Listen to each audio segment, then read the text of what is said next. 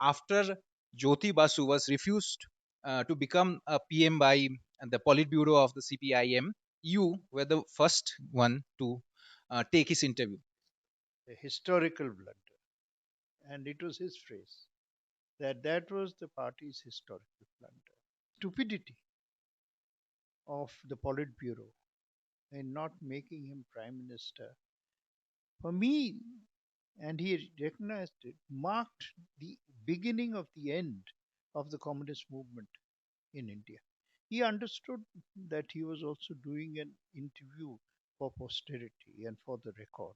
Jyoti Babu, I had enormous respect for Jyoti Babu, and I believe that Jyoti Babu also had a little amount of affection for me. Certainly, there was a degree of trust because otherwise, these interviews don't happen. Actually, he told me that he was ready for the interview, sitting in his favorite silk kurta or silk lungi or बाईते drawing room में पुष्चिन sorry, we're speaking in English. The phrase that became the decisive phrase, the historical blunder. Hello, everyone. So today I'm joined by Akbar sir. He is the former External Affairs Minister of State for India, and he is a veteran journalist also.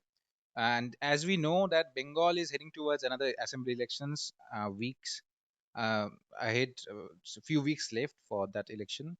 So, sir, you have conducted one of the most significant uh, interview in the Bengal's history, or I should say in India's history, which could have become a significant interview in India's history, because after Jyoti Basu was refused to become a PM by the Politburo of the CPIM, you were the first one to take his interview. So, if you could tell us what was it? I mean, how was the experience, and how did you get him for the interview? Well, Jyoti Babu, I had enormous respect for Jyoti Babu, and I believe that Jyoti Babu also had a little amount of affection for me. Certainly, there was a degree of trust because otherwise, these interviews don't happen. I mean, it was not just another question of taking an interview for the immediate political situation or that he wanted to convey something in the course of his political activity. He understood that he was also doing an interview for posterity and for the record and for those historians who would analyze this period. And I had spoken to him about it. He and I had told him, I said that the stupidity of the Politburo in not making him prime minister, for me, and he recognized it, marked the beginning of the end of the communist movement in India. Actually, he told me that he was ready for the interview. And he sent word. Then I went and spoke to him, and I remember he was sitting in his favorite silk kurta or silk lungi or बाईते drawing room में पुष्चिन sorry, we're speaking in English. He was sitting in his residence's drawing room, and I was recording.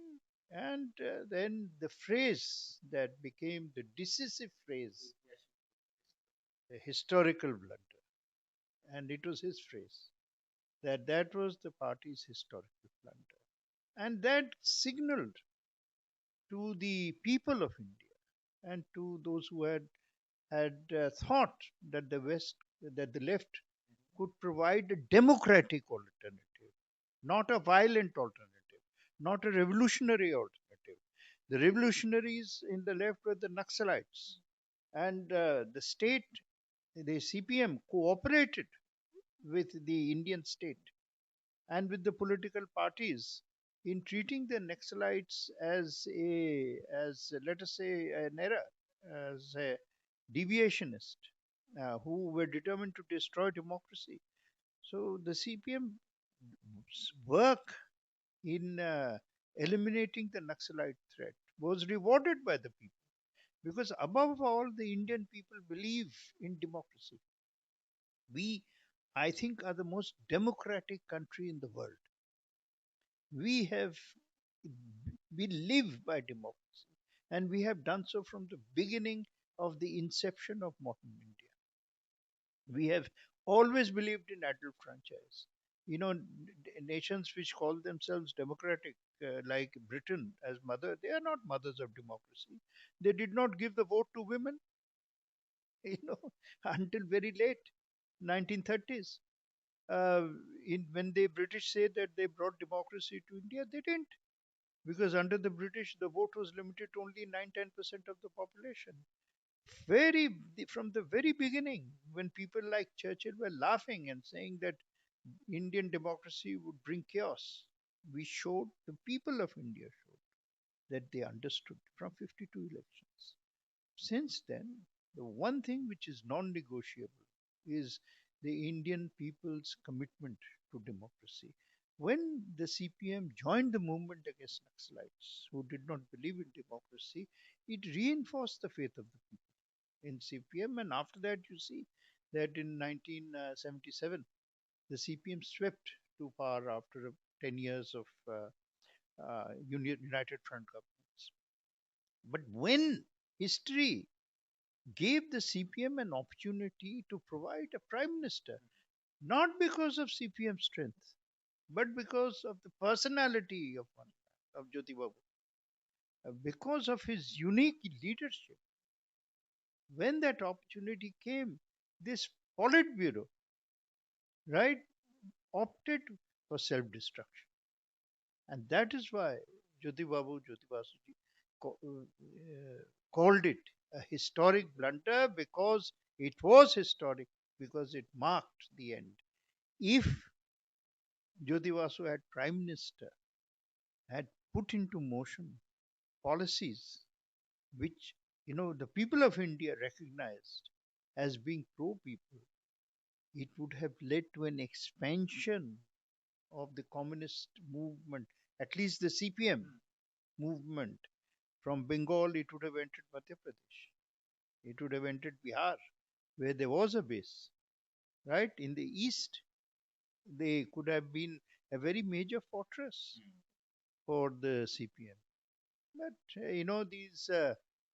I think the greatest damage, I think, to the Indian people has been done by people who graduated from a certain university in Delhi, right? And confused minimal amount of education with knowledge about India. So, do you think that it would have changed the trajectory of left? I mean, today left is almost left out. Left is gone. Yeah, so it would have changed. Of course, it could have been a beginning of the second phase of growth, of left moving away from Bengal.